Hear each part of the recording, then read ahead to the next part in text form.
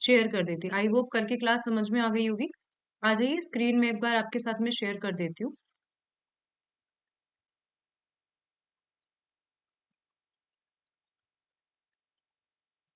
देखिए, ये सब चीजें हम पढ़ चुके थे। हम लोगों ने ये सारी चीजें देख ली थी कि फ्रेमिंग ऑफ इश्यूज कैसे होगा।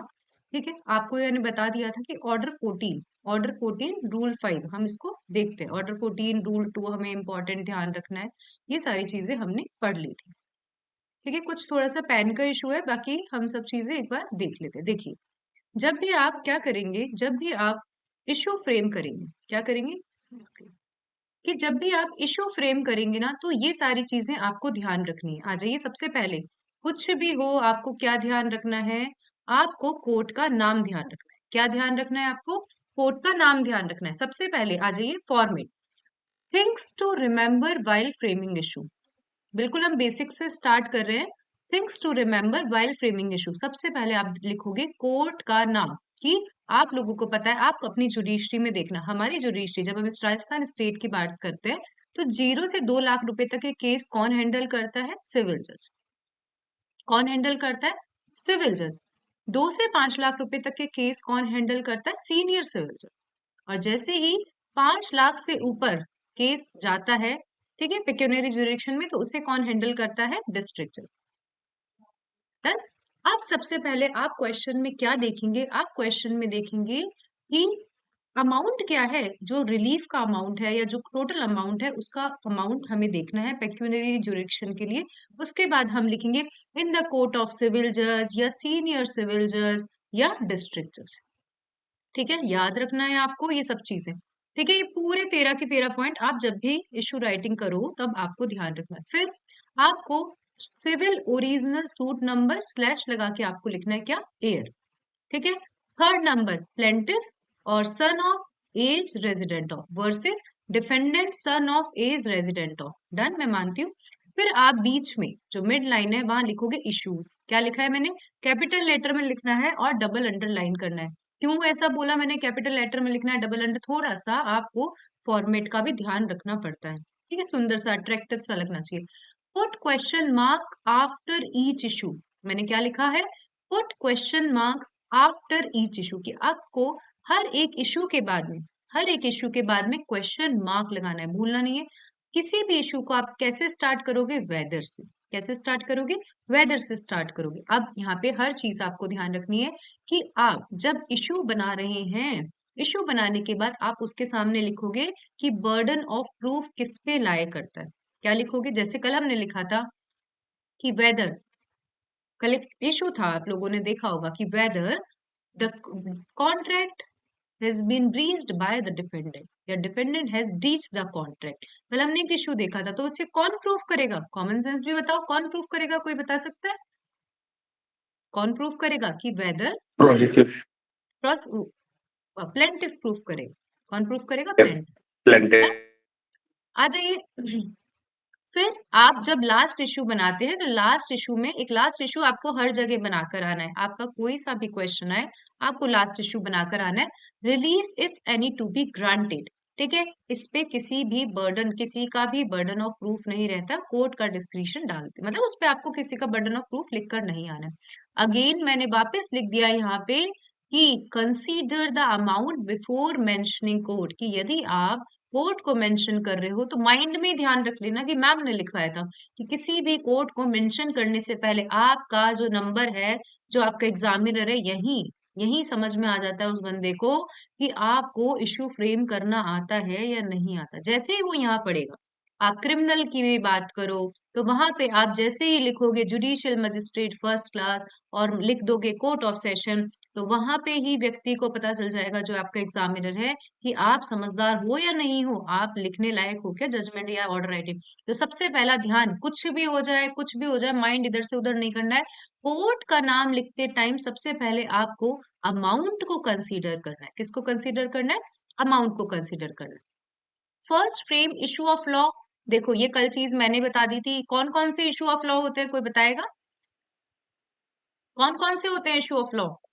माइक ऑन करिए और बताइए। Ma'am jurisdiction and limitation. कल मैंने सबको याद करवा दिया था, ये मैं मानती हूँ बार कि ऑफ लॉ।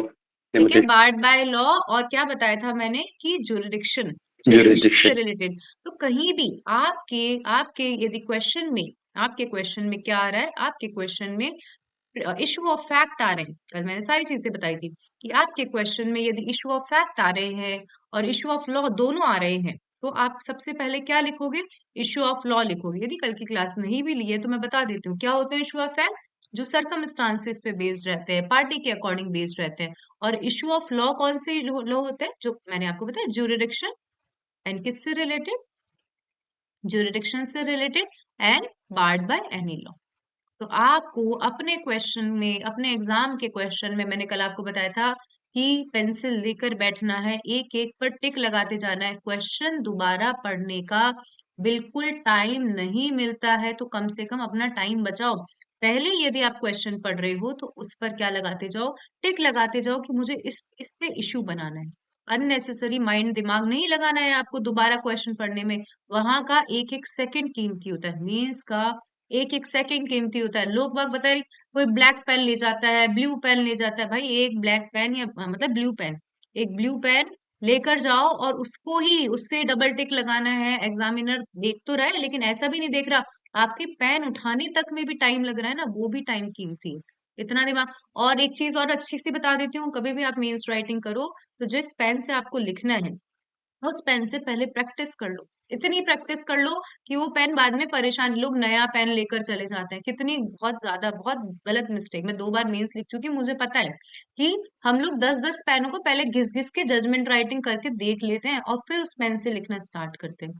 ठीक है, एग्जाम में तो ये गलती बिल्कुल आपको नहीं करनी। अगेन मैंने आपको बता दिया था कि 2 तरीके के होते हैं, इशू ऑफ फैक्ट होते हैं, कल की क्लास का थोड़ा सा बताती हूँ। तो इशू ऑफ फैक्ट होता है एंड इशू ऑफ लॉ होते हैं। क्या होते हैं, इशू ऑफ फैक्ट होते हैं एंड इशू ऑफ लॉ होते हैं। इशू ऑफ फैक्ट वो होते हैं जो पार्टीज की सर्कमस्टांसिस के अकॉर्डिंग चलते हैं कि ये बोतल रेड है, ये बोतल ब्लू है।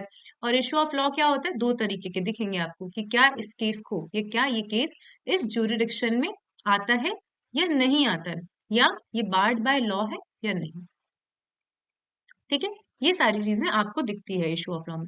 फिर मैंने आपको एक चीज और बताई थी कि आपको इशू हमेशा किस फैक्ट पे बनाना है, असर्टिव फैक्ट पे, असर्टिव फैक्ट पे, ना कि सपोर्टिव फैक्ट पे। उसका एक एग्जांपल भी मैंने आपको दिया था कि आपसे पूछा गया, ए ने बी को ए ने बी को घर बेचा, है ना, और बी बी बोल रहा, मतलब बेचा, सिर्फ सेल का एग्रीमेंट किया, एग्रीमेंट टू सेल। ठीक है, और ए बाद में मना कर रहा है कि मैं इस घर को नहीं बेचूंगा। ठीक है, मान लीजिए ए बाद में मना कर रहा है कि मैं इस घर को सोल्ड आउट नहीं करूंगा, तो यहाँ बी है प्लेंटिफ और ए कौन हो जाएगा, डिफेंडेंट। ठीक है, अब ए बोल रहा है, कोर्ट में सूट लगाया बी ने कि सर इसने क्या करा था, इसने तो मुझसे वादा किया था और वादा करके तोड़ रहा है। तो ये ए बोल रहा है कि सर मैं इस घर को इसलिए नहीं बेच सकता क्योंकि इस घर में किसका इंटरेस्ट है, इस घर में मेरे भाइयों का इंटरेस्ट है। किसका इंटरेस्ट है, मेरे भाइयों का इंटरेस्ट है। तो कभी भी आप ऐसा नहीं, ऐसा इशू फ्रेम नहीं करोगे कि ए इस कॉन्ट्रैक्ट को क्यों फुलफिल नहीं कर पा रहा है। ये कौन से फैक्ट हो गए, सपोर्टिव फैक्ट। कौन से फैक्ट हो गए ये, सपोर्टिव फैक्ट। इस बेस पर आपको कभी भी इशू फ्रेम नहीं करना है। आप करोगे कि whether a has breached the contract और whether the contract has been breached by the a. एक बार सब हैंड रेज कर दो, ये कल की एक क्लास का जस्ट था।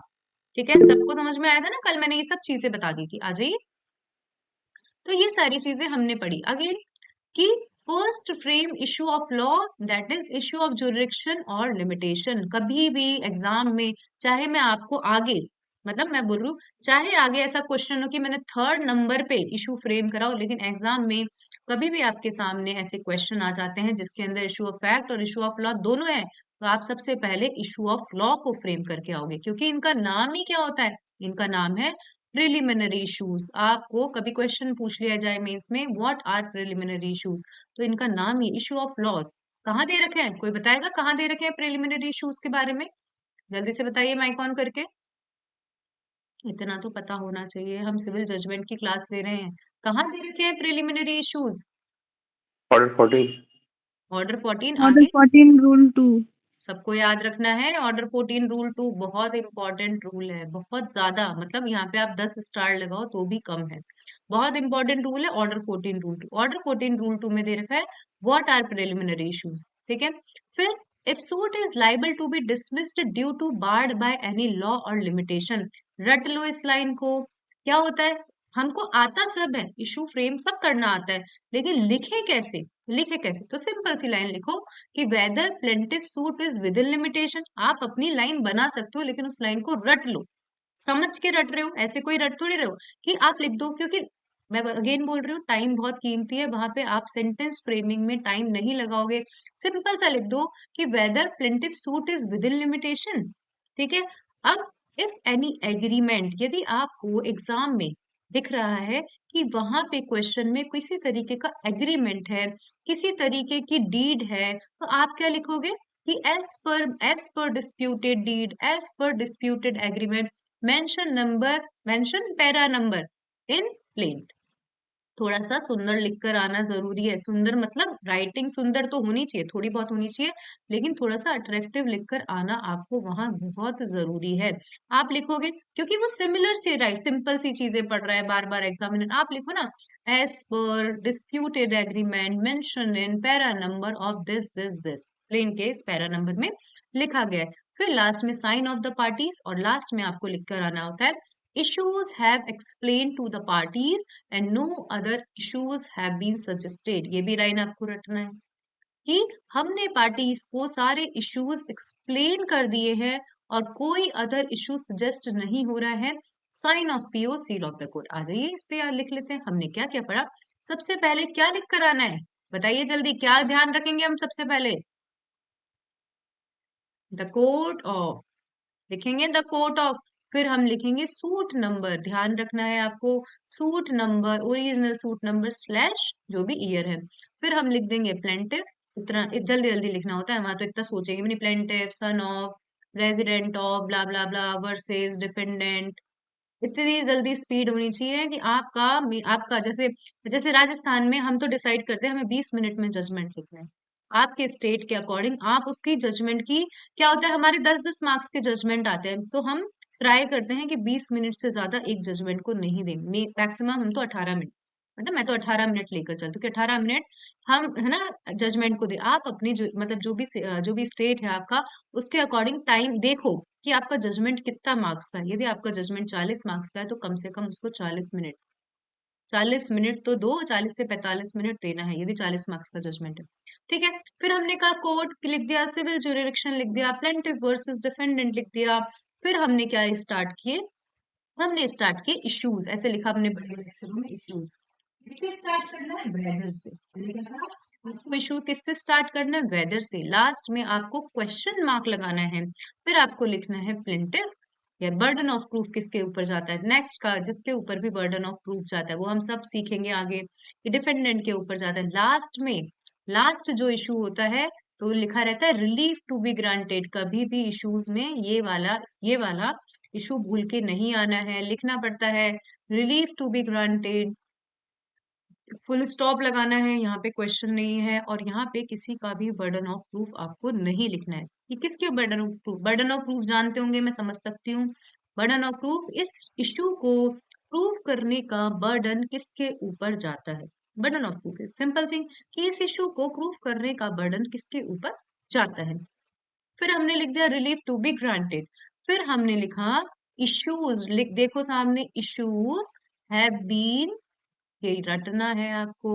Issues have been explained to the parties, issues have been explained to the parties and no other issue has been suggested, no other issue suggested।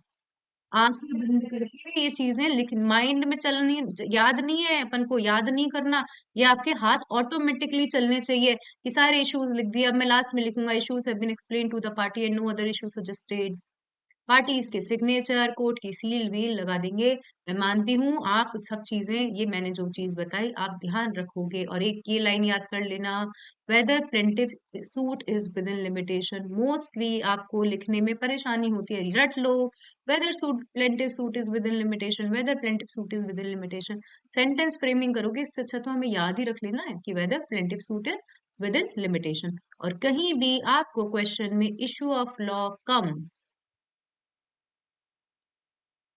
Issue of fact दिख रहे हैं, तो सबसे पहले अननेसेसरी दिमाग लगाए बिना इश्यू ऑफ लॉ को सबसे पहले बनाकर आ जाओ। क्योंकि कल मैंने आपको एक ट्रिक सिखाई थी, यदि आप इश्यू ऑफ लॉ को सबसे पहले बनाकर आ जाओगे और एग्जाम में आपके पास में गिनती के 10 से 12 मिनट ही बचे हैं, ठीक है, 10 मिनट 12 मिनट भी बहुत ज्यादा, 7-8 मिनट भी बचे हैं आपके पास में, आप इश्यू ऑफ लॉ पे ही अपना जजमेंट या ऑर्डर पास कर कर आ सकते हो। ठीक है, एक बार हैंड रेज कर दीजिए, समझ में आ गया क्या सबको? ठीक है, मानती हूँ समझ में आ गया होगा, आ जाइए। अब यहाँ पे एक क्वेश्चन आता है, देखिए, देखो सबके इशू अलग अलग बन सकते हैं, बात यह है कि बेहतर तरीके से इशू कौन बना सकता है। सबके इशू मतलब ऐसा नहीं है कि आप जज बन रहे हो तो आपके इश्यूज अलग बनेंगे किसी क्वेश्चन में, मेरे इश्यूज अलग बनेंगे, ध्रुव के अलग बनेंगे, है ना, सबके अलग अलग इशू बनेंगे। लेकिन अच्छे इशू कौन बनाकर आ रहा है, एग्जाम में ट्राई करो 3 से 4 इशू, ज्यादा नहीं, ज्यादा दिमाग लगाने की जरूरत नहीं है। जो सबसे सुंदर इशू दिख रहे हैं आपको, अच्छे से अच्छे, जिसके बेस पर आपका जजमेंट प्रोनाउंस हो सकता है, वो इशू बनाना स्टार्ट करना। अननेसेसरी 7 इशू 8 इशू भाई कोई नहीं देखता है, वहां पे कोई नहीं देख रहा, आपके सिर्फ इशू देख रहा है। ठीक है, 4 इशू कौन से अच्छे अच्छे इशू बनाए, और 5वां इशू आपका relief if two be granted, last, ये लास्ट होना चाहिए आपका इशू। ठीक है, 5 भी मैं बहुत मैक्सिमम बोल रही हूँ, 3 से 4 इशू, 4 इशू, 3 इशू, लेकिन ऐसे इशू नहीं, ये अच्छे अच्छे जैसे स्पेसिफिक परफॉर्मेंस के ऑलरेडी डिसाइडेड है कि कौन से 4 इशू आपको लिखने होते हैं, पहले से डिसाइडेड रहता है। परपेचुअल इंजंक्शन, टेम्पररी इंजंक्शन के ऑलरेडी डिसाइडेड है कौन से इशू लिखने होते हैं। तो आ जाइए, सबसे पहले एक क्वेश्चन पढ़ते हैं। होप मतलब आप देखती, मतलब मुझे लग रहा है आपको स्क्रीन प्रॉपर दिख रही होगी। Mister Ram, Mr. Ram, owner of a house situated within Gram Panchayat Makarbali, district Ajmer. एक मिस्टर राम क्या है, मिस्टर राम ओनर है, मिस्टर राम क्या है, ओनर है किसका, मकरबली, मकरबली डिस्ट्रिक्ट अजमेर में कोई घर है उनका, उसका ओनर है। ठीक है, राजस्थान, जो राजस्थान में है, let out a portion of his house to mister Shyam on a monthly rent 2000 ऑन 1 January 2001। ठीक है, खत्म, फुल स्टॉप, यहाँ पे फुल स्टॉप लग जाता है। On 17 December 2011 mister Ram filed a suit for possession against Mr. Shyam before the civil court after terminating, ये थोड़ा थोड़ा आपको पता होना चाहिए, मैं नहीं भी पता याद करवा देती हूँ। देखो, टीपीए के सेक्शन 106 में, ट्रांसफर ऑफ प्रॉपर्टी एक्ट के सेक्शन 106 में क्या जाता है, नोटिस जाता है, टर्मिनेशन का नोटिस जाता है। ठीक है, पार्टीज नोटिस देती है कि भाई हम ये जो टेनेंसी है इसको टर्मिनेट करना चाहते हैं। तो ये क्या बोल रहा है कि मिस्टर राम कहाँ है, ग्राम पंचायत का ओनर है, वहां पे एक हाउस सिचुएटेड है, उसका ओनर है। उसने अपने पोर्शन को तीन उस पे दिया था, तीन इंसी पे दिया था 1 जनवरी 2001 को। 17 दिसंबर 2011 को मिस्टर राम ने कि भाई मेरा पोजीशन, मेरा सूट, मेरा जो घर है वो मुझे वापस दिलवाओ। ठीक है, पोजीशन का सूट लगाया मिस्टर श्याम के खिलाफ सिविल कोर्ट में। किसका सूट लगाया, सिविल कोर्ट में। After terminating the tenancy by way of valid notice under section 106 of the transfer of property act, ठीक, ट्रांसफर ऑफ प्रॉपर्टी एक्ट के 106 का उसने नोटिस दिया और क्या करा कि आप घर खाली करवाओ। अब यहाँ पे आते हैं मिस्टर श्याम, मिस्टर श्याम, तो प्लेंटिफ कौन है, राम, श्याम कौन है, डिफेंडेंट। मिस्टर श्याम आते हैं और वो बोल अपना रिटन स्टेटमेंट फाइल करते हैं, रेजिंग हिज प्रिलिमिनरी ऑब्जेक्शन। क्या है प्रिलिमिनरी लॉ इशू, यहाँ पे कोई बताएगा क्या है प्रिलिमिनरी इशू? बताइए, एक अच्छी आदत आपको बता रही हूँ, jurisdiction, अच्छी आदत बता रही हूँ, यदि आप अभी से ही अपनी मतलब limitation, ज्यूरिडिक्शन, सबसे पहले ज्यूरिडिक्शन ये है कि अपने अभी माइक ऑन करके बोलने लग जाओगे, आगे आपको कोई परेशानी नहीं होगी। इंटरव्यू में भी आपको वहां पे क्वेश्चन पूछते हैं और आपको जवाब देना पड़ता है, ऐसे चुप होके थोड़ी बैठोगे। ठीक है। अपनी इस जो ये जो आपकी चुप रहने की वो है ना, उसको तोड़ दो, बातें करना सीखो लोगों से, अच्छी अच्छी, ऐसी नहीं, खराब नहीं। तो मिस्टर श्याम बोलते हैं अपने रिटन स्टेटमेंट में, raising preliminary objection regarding jurisdiction of civil court, क्योंकि कहाँ सूट लगा है, सिविल कोर्ट में सूट लगा है, सिविल कोर्ट में सूट लगा है। और मिस्टर श्याम ऑब्जेक्शन रेज कर रहे हैं कि सिविल कोर्ट में तो सूट नहीं लग सकता, राजस्थान रेंट कंट्रोल एक्ट, यदि आप एमपी के हो तो मध्य प्रदेश का भी आपका रेंट कंट्रोल एक्ट होता होगा, लैंड रेवेन्यू एक्ट, जो भी लैंड रेंट कंट्रोल एक्ट ना, एमपी आरएलसी, मैं जितना समझ पा रही हूँ ऐसे ही कुछ होगा, है ना। तो देखना कि ये बोल रहा है, प्रिलिमिनरी ऑब्जेक्शन रेज कर रहा है कि सिविल कोर्ट के पास तो इस इशू को क्या करने की, सुनने की पावर ही नहीं है। तो वो बोल रहा है कि mister Shyam filed his written statement raising preliminary objection regarding jurisdiction of civil court in view of provision of Rajasthan rent control act 2001। It was contended that he entered, अब देखना वो क्या बोल रहा है, वो और ही उल्टा चीज आ गई।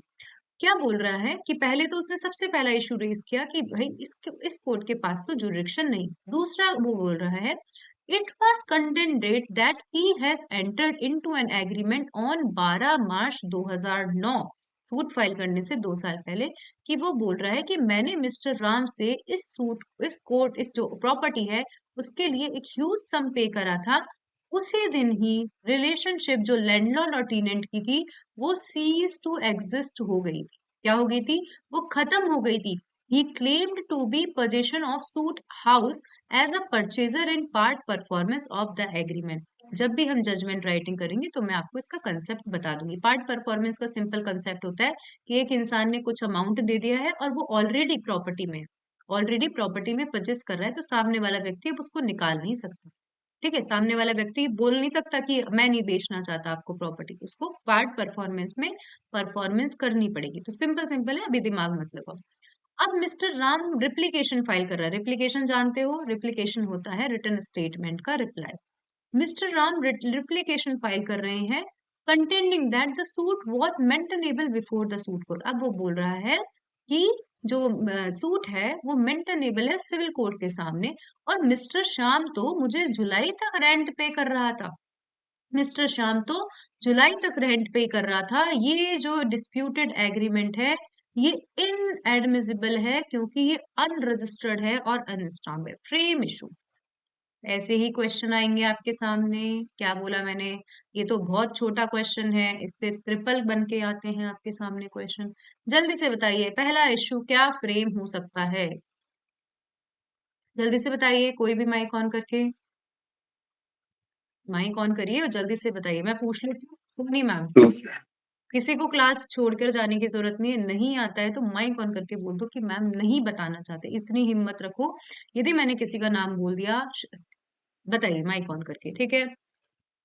देखिए रुचि मैम आप बताइए। Ma'am, whether the court has jurisdiction or not.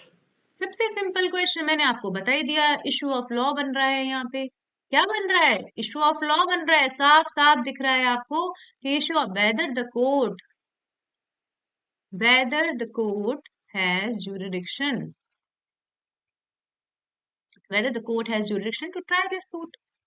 सबसे पहला आपको यही बनाना है। क्या बनाना है, सबसे पहला आपको यही इशू बनाना है। एक बार सब हैंड रेज कर दीजिए। समझ में आ गया होगा, मैं मानती हूँ सबको समझ में आ गया होगा। आ जाइए पहले इशू नंबर 1 पढ़ लेते हैं नीचे पे। हाँ, सबसे पहले तो इशू तो नहीं बनाना, सबसे पहले हमको कोर्ट का ध्यान रखना। किसका ध्यान रखना है, सिविल कोर्ट में सूट लगा है तो सिविल कोर्ट में चलना है ये सूट, ठीक है। और सिविल ओरिजिनल सूट नंबर, ठीक है, ये सब चीजें आपको ध्यान रखनी है। ये सब चीजें मैं फॉर्मेट में बता चुकी थी। In the court of civil जज Ajmer, civil original suit number, plaintiff versus कौन है, प्लेंटिफ राम है वर्सेस डिफेंडेंट श्याम है।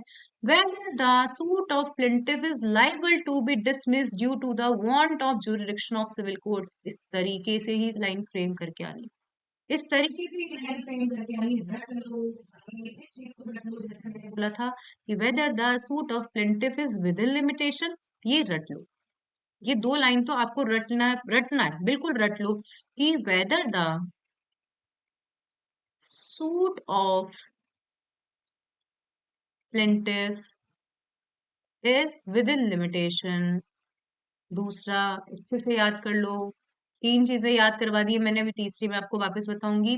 दूसरा नंबर का हमने जो याद किया कि whether the suit of plaintiff is liable to be dismissed due to the want of jurisdiction of civil court। कौन से सेक्शन में दे रखा है सिविल कोर्ट का जुरिडिक्शन? ये सिविल कोर्ट हर केस को ट्राई कर सकता है। ये आप लोग सीपी क्या पढ़ रहे हो, सिविल जजमेंट पढ़ रहे हो, कौन से सेक्शन में लिखा है अमित सर, अमित खटिक सर? कौन से सेक्शन में लिखा है सिविल के? बताइए ना 50 भाई। अरे सिविल सेक्शन 9 में लिखा हुआ है, लिख लो अपने नोट्स सेक्शन में। 9 सेक्शन स्पाइरल 9 लेके बैठना है आपको। सेक्शन 9 में लिख रखा है सिविल कोर्ट हर तरीके के सूट को ट्राई कर सकता है एक्सेप्ट एक्सप्रेसली बार्ड। एक सेक्शन 1, 4, 5 में एक्सप्रेसली बार्ड है, और एक्सेप्ट इम्प्लाइडली बार्ड। जैसे मान लीजिए किसी ने आर्बिट्रेशन का बोल रखा है कि आर्बिट्रेशन से हम इस सूट को आगे करेंगे यदि लड़ाई होगी, इस परिस्थिति में सिविल कोर्ट ट्राई नहीं कर सकता, बाकी सब में ट्राई कर सकता है। तो अब लिखो, देखो याद करो, सेक्शन 9 लिख लेना, आपको याद करना पड़ेगा जजमेंट राइटिंग लिखोगे जब, कि the whether the suit of plaintiff is liable to be dismissed। ठीक है, अपने नोट्स में बना लेना, liable to be dismissed due to the want of jurisdiction, due to the want of jurisdiction। तो ये दोनों चीजें आपको याद रखनी है, और एक मैंने आपको पहले ही याद करा दिया, issues have been suggested to the parties and no other issues have been explained to the parties and no other issue have been suggested. मैंने आपको 3 चीजें याद करवाई, यार रटवाई भी नहीं है, याद करके रटवाई है। ठीक है, ये 3 चीजें आपको याद रखनी, इशू प्लान। अब आ जाइए, और क्या क्या लड़ाई है इन लोगों के बीच में। इन लोगों के बीच में क्या लड़ाई है? सबसे पहले मतलब ये कोई, चलो ये भी है, इसने बोला कि सेक्शन 106 का मैं वैलिड नोटिस दे चुका हूँ। नीचे कुछ भी नहीं बोल रहा है ये, नीचे कुछ भी नहीं बोल रहा, जो श्याम है वो कुछ नहीं बोल रहा। तो आप एक इशू, मैं होती तो मैं ये इशू नहीं बना के आती, मैं ये इशू बना के नहीं आती, लेकिन ठीक है आपको लग रहा है तो आप लिख दो कि देखो मैं क्या इशू बना के आती। ये इसने बोला कि सेक्शन 106 का नोटिस मैं दे चुका हूँ, सेक्शन 106 का नोटिस मैं दे चुका हूँ।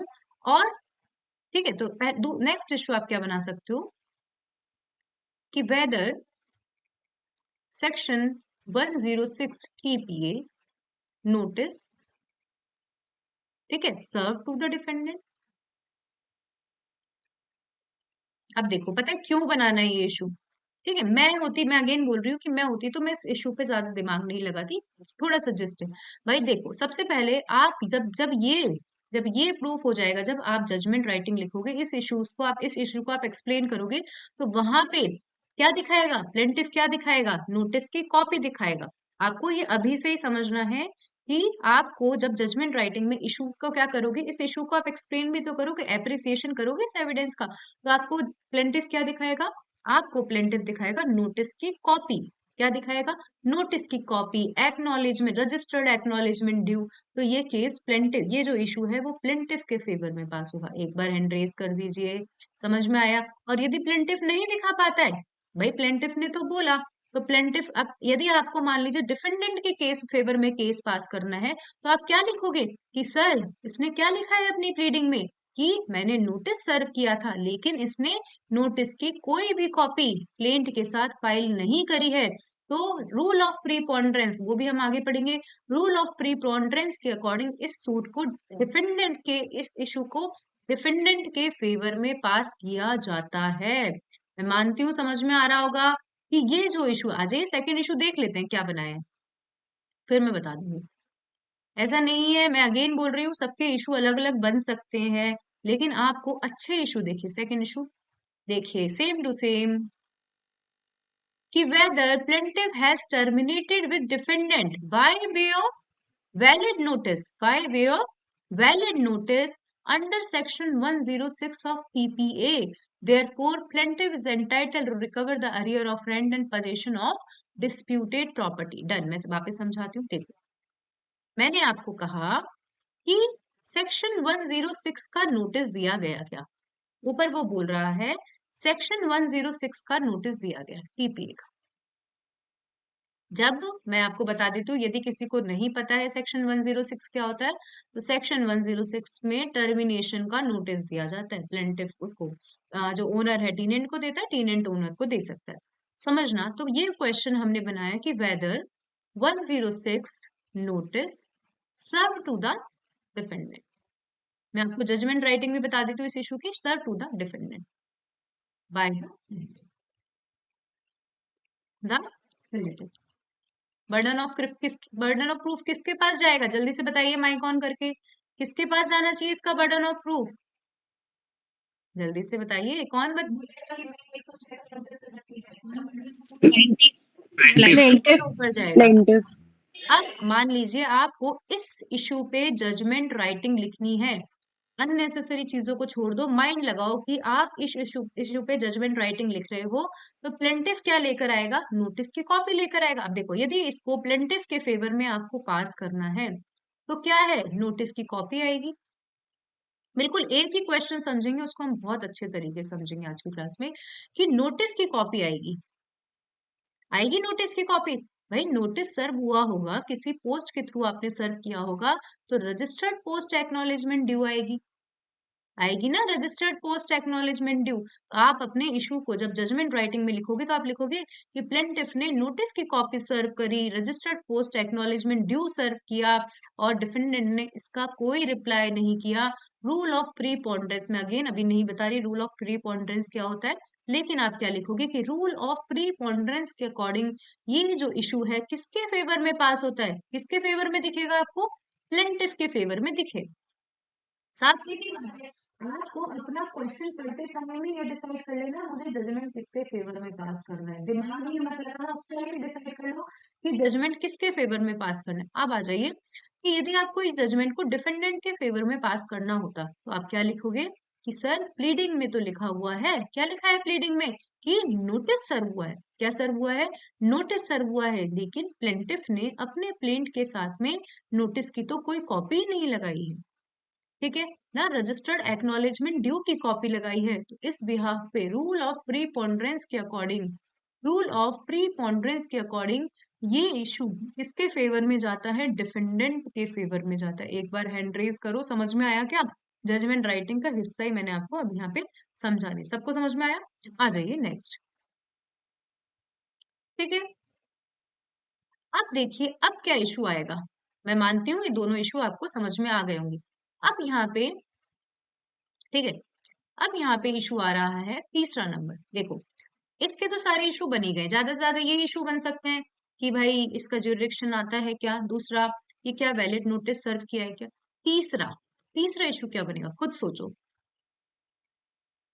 गलती वलती कुछ नहीं होती, अब आपको आपको करनी क्यों है गलती, सीख के जाओ ना, सीख के जाओ ना, गलती करनी क्यों है, ठीक है, गलती करनी हम है तो। पार्ट परफॉर्मेंस पे। हाँ तीसरा इशू बन सकता है, आ जाइए पार्ट परफॉर्मेंस में। अब आवाज नहीं आ रही आपकी, देखिए अब देखो तीसरा इशू क्या बनेगा, शशि सर आपकी आवाज नहीं आ रही। तीसरा इशू क्या है, देखिए तीसरा इशू बोल रहा है कि वो बोल रहा है, मिस्टर श्याम बोल रहा है कि सर मैं तो इसका,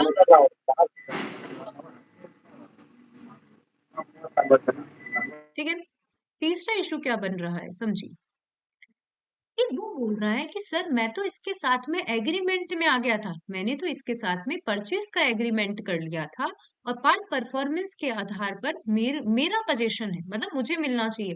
समझना तीसरा, सिंपल सा, ज्यादा डिटेल में जाने की जरूरत नहीं, मैं अगेन इशू बनाते टाइम आपको ज्यादा उसको लिखने की जरूरत नहीं, आप लिखोगे तीसरा issue, weather the relation of, weather the relation of, whether the relation of owner and tenant has been extinguished। मतलब ये मेरी लाइन है, अभी अपन देख लेंगे कि उसने क्या लिखा है। मैं होती तो ये से अभी, जैसे मान लो कि मैं बिल्कुल ही नहीं पढ़ के गई हूँ, रिवाइज नहीं करके गई हूँ नोट्स, और मुझे इशू फ्रेम करना है, तो मैं तीसरा ये लिखती कि वेदर द रिजेक्शन और whether the relation of owner and tenant has been extinguished. फिर मैं इस इशू के आंसर में लिखती कि पार्ट परफॉर्मेंस है, तो यदि हमें प्लेंटिफ के फेवर में पास करना है, तो वो सेल डीड के लिए बोलेगा प्लेंटिफ कि ये सेल डीड तो फेक है, इसने किसी के विटनेस को प्रेजेंट नहीं किया है। और यदि डिफेंडेंट के फेवर में पास करना है तो क्या बोलेंगे कि सर मैंने क्या बोलेगा डिफेंडेंट? डिफेंडेंट क्या बोलेगा कि मैंने इसको 10 लाख रुपए दिए थे और मैं चेक की कॉपी लगा रहा हूं, तो ये इशू किसके फेवर में पास हो जाएगा? डिफेंडेंट के फेवर में। आ जाइए थर्ड इशू देखते हैं। देखिए थर्ड इशू क्या बनाया है कि वेदर, सबको दिख रहा होगा कि whether relationship of landlord and tenant between plaintiff and defendant cease to exist. Part performance को ज्यादा डिटेल में नहीं लिखा। क्यों नहीं लिखा? कोई बताएगा क्यों नहीं लिखा पार्ट परफॉर्मेंस को ज्यादा डिटेल में? कल की क्लास को ध्यान रख के कोई तो बताओ। सपोर्टिव फैक्ट है पार्ट परफॉर्मेंस। क्या है? आप लिख सकते हो, लेकिन मैंने जनरली आपको क्या कहा था, असर्टिव फैक्ट पे आप इशू में आंसर लिखना बंद कर दो। इशू आपका क्वेश्चन फॉर्मेट में होना चाहिए। कैसे फॉर्मेट में होना चाहिए? क्वेश्चन फॉर्मेट में होना चाहिए। इशू में आंसर, अब आंसर लिखने के लिए तो आपको जब इशू का एप्रिसिएशन ऑफ एविडेंस करोगे वहां लिखोगे ना आप आंसर। तो क्या बोला है कि whether the relation of tenant and owner has been extinguish, इसने क्या शब्द लिखा है वो देख लेते हैं। हाँ ठीक है, whether relationship of landlord and tenant between plaintiff and defendant cease to exist, और ये कौन प्रूफ करेगा? डिफेंडेंट प्रूफ करेगा। क्या डिफेंडेंट क्या लेकर आएगा? डिफेंडेंट जो सेल डीड है वो लेकर आएगा। पैसे बताएगा कि भाई मैंने इस दिन पैसे दिए थे, लिखा है इसने कि ह्यूज अमाउंट दिया है, he has paid a huge amount. ठीक है, he has paid a huge amount, और इसने क्या करा? इसका रिलेशन खत्म हो चुका है, ये ओनर और टेनेंट का। ठीक है, और लास्ट में एक क्वेश्चन उठा है, क्या बोलता है ये कि जो एग्रीमेंट है ये क्या है? इनएडमिसिबल इन एविडेंस है। किसके पास जाएगा इसका बर्डन ऑफ प्रूफ? बताइए, कोई भी बताइए तो शाली। लास्ट में प्लेंटिव बोल रहा है कि सर ये जो बोल रहा है ना कि मैंने तो सेल डीड, कि मैंने तो इससे ये चीज खरीद ली है, ठीक है, ये इनएडमिसिबल है एविडेंस में। कोई बताइए किसके ऊपर जाएगा burden of proof? Defendant. Defendant ऊपर जाएगा। प्लेंटिव बोल रहा है कि डिफेंडेंट।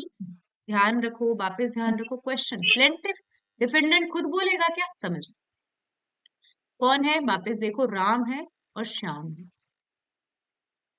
ठीक है, राम ओनर है और ये टीनेंट है। टीनेंट बोल रहा है कि मैंने तो इससे प्रॉपर्टी खरीद ली थी और मेरे पास में सेल डीड की कॉपी है। ठीक है, या मेरे पास में जो भी डॉक्यूमेंट हो सकते हैं। और ये राम बोल रहा है कि ये सेल डीड जो भी इसके पास में कॉपी है ये तो इनएडमिसिबल है। तो श्याम खुद बोलेगा क्या? डिफेंडेंट खुद बोलेगा कि कोई इंसान कि ये सेल डीड गलत है, वो बर्डन ऑफ प्रूफ उसके ऊपर होगा क्या? कोई भी, जो भी डिफेंडेंट बोल रहा था, तुषाली मैम या बहुत सारे लोग डिफेंडेंट बोल रहे थे। समझ गए क्या? हम जो फोर्थ इशू बना रहे हैं वो इशू बना रहे हैं कि whether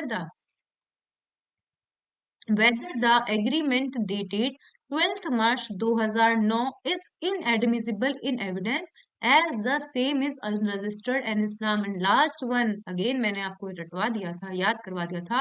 relief if any granted, sign of the parties, issue have explained to the parties and no other issues have been suggested, sign of the PO, seal of the court with date। I hope आपको समझ में आ गया होगा। एक बार सब hand raise कर दीजिए, मैं वापस से रिवाइज करवा देती हूँ जो भी क्लास में हमने पढ़ा। ठीक है, समझने अभी थोड़ा सा इशू हो गया था स्टार्टिंग में, थोड़ा सा मेरे पेन, ये जो पेन था इसका इशू हो गया था इसलिए क्लास डिले हो गई।